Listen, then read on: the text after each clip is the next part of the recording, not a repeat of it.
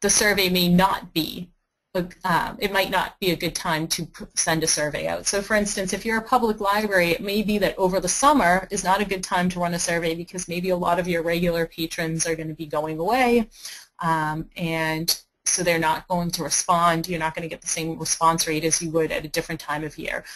In an academic library, you're not going to want to run surveys during intercession or spring break or things like that. So you just want to think about what is a good time frame to catch as many of your population as you possibly can. Okay, so what exactly do we mean by populations and samples?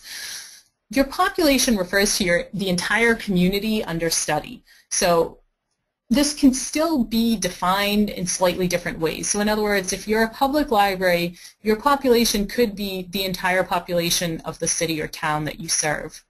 Or if you're part of a consortium, it could be the entire population of all the cities and towns that make up that consortium.